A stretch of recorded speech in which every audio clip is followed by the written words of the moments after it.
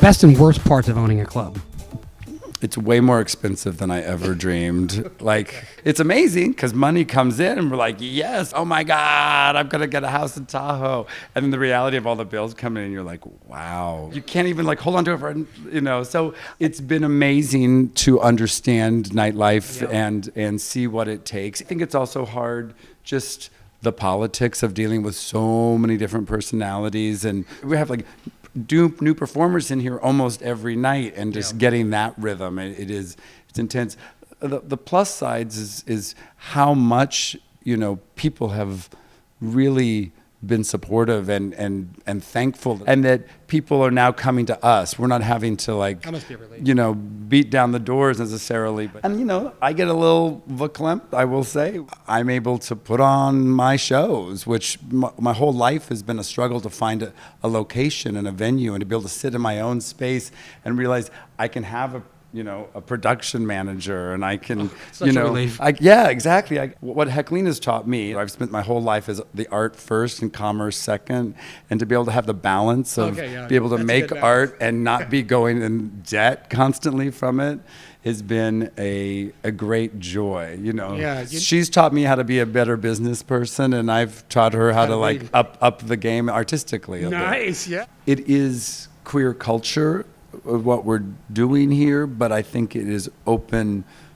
for those community members and people that want to celebrate queer culture. I love having it be, you know, gay and straight and young and old and hipsters and Marina girls, and because a lot of times you don't get everyone in the same room. We get very kind of ghettoized in our community. And you see a lot of these, oh my God! I know. Yeah? It, absolutely. I think a lot of straight people, my sister's a great example, just want to get the bug of being in a queer world. Totally. I mean, they love it. Yeah. And it's the biggest untapped market on the planet.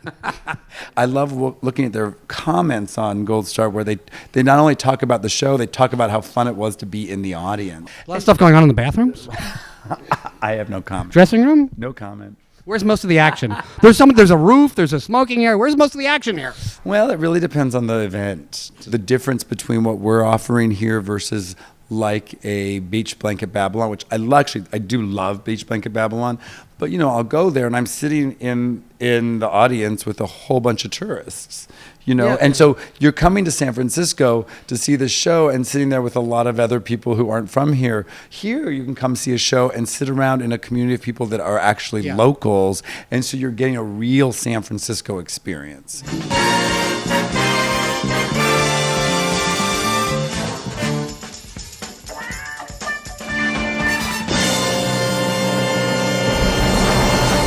Deep down, are you a drag queen, a man, a woman, a showgirl, and just an entertainer? What are you? Well, I am an entertainer. I am a showgirl too. For me, I have found a certain brand of comedy that I can do in drag, coming out of the world of being an actor and finding my inner drag queen. I think. You started off as a performer, became a drag queen. Yes, I found a way to work out a certain aspect of my performing life, and the comedy that I try and create, I feel like I can do that brand of slapstick very well in drag. You know, for example, when I was doing Project Lohan, we reenacted a court document where the mother accuses the father of throwing her down a flight of stairs and sodomizing her in the basement. Now, if I had done that with a gender-specific cast, it would have been really uncomfortable to watch a man throw a woman down the floor and rape her up the butt. But crossing gender and having this, you know, little skinny girl dressed as a man throwing Michael Gaffney down the stairs and butt fucking him was quite funny. Yeah, and the way that I realize now that you're not a drag queen, a true 100% drag queen, is that I didn't realize that your real name is D'arcy.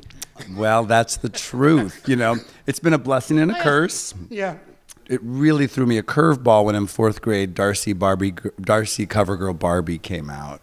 And that kind of ruined my life for a little while. All of a sudden, this Barbie doll was all over in all the commercials, and I was D'arcy, CoverGirl, D'arcy, D'arcy the CoverGirl doll, and it would... So your mother, by naming you D'arcy, turned you into who you are. Well, I don't know if she did per se, but it also didn't help or hurt that she... was was very willing to buy me, a wedding dress when I was 3 and wanted to dress up like Mary Poppins. So she was supported my love of plumage. But either you put it on or you really asked for it. I was dressing in drag from pretty much the day I was born, and dancing and dressing in dresses from the beginning. Personally, I love to embrace my masculine and my feminines. All of us have so much of it in us, and embracing it and loving the whole thing is a lot more fun. Oh, yeah. And what do you like most about being a woman? Well, besides... And the least. Oh, my God. Well, I would say I enjoy all the great things I get to wear. I'm a little addicted to shoes. Even straight men love this show. All the attention. Yeah. There's a lot of things. I love being able to tap into that part of my personality that I don't.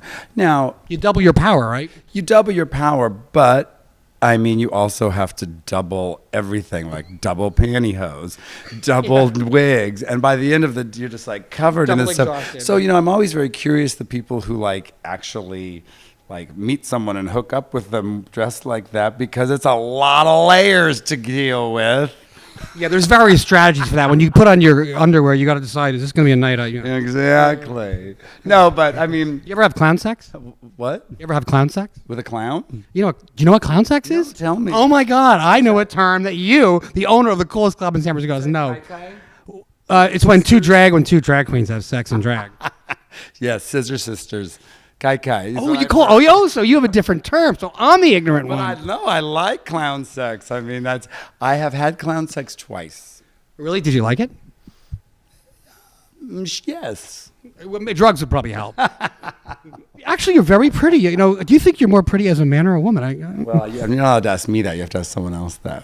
It's hard. It's a tough one. Well, I appreciate that. Thank you. I'll take it as a compliment. So with the cost of operating a place like this, the cost in San Francisco, do you find yourself trying to find a balance between bringing in sort of mainstream acts that make a lot of money and more fringe acts? We actually talk about that quite a bit because we do enough things like Three's Company and Sex and the City and Live and Star Trek Live, and those things are so much fun, and they're a little bit the bread and butter. They then give us the opportunity to take more chances on original stuff like Above and Beyond the Valley of the Ultra Showgirls. I really want to be able to give performers opportunities that maybe aren't so well known. I feel like people are trusting what we're putting on stage enough that they will come see something new and take a chance and hopefully be surprised and happy. And you see a lot of new people that I haven't seen in drag before that are here really trying their thing. I love that. I love that. And I love that about San Francisco especially, where people aren't afraid or embarrassed to take chances in drag, where it's not just about beating your face or having a look, but actually doing something, having something to say. And there are some fabulous queens that just look good too, and there's nothing wrong with that. God knows we need them. Yeah, that's definitely for sure. And if you're here in San Francisco visiting on a trip, you got to come here. Get the clam chowder and go to the Alcatraz, but you got to come here. Exactly. I think it should definitely be a pit stop. How do we get them in here? You got to bribe the concierges? We've gone and talked to them all, but it takes a little bit of time for them to understand what the rhythm of this club is, right? Not on the man night with the male model night. Right. And you're not going to we don't do we're not like an Asia SF where you have the same kind of show twice a night, 3 times a week. You have to pay attention a little bit to our website. And we got to make sure that we're successful because you're so talented. We don't want you to run off to New York on some big contract. We need to keep this place going to keep the home. Yes, I agree. I agree. So can you give yourself a little plug? Come down to SF Oasis. Come down to SF Oasis, see some of the best in queer culture, some of the best in San Francisco culture. Have a drink. Come say hi to me when you're here. What's it like being married to Jacqueline? Well, it's amazing. And here's the thing.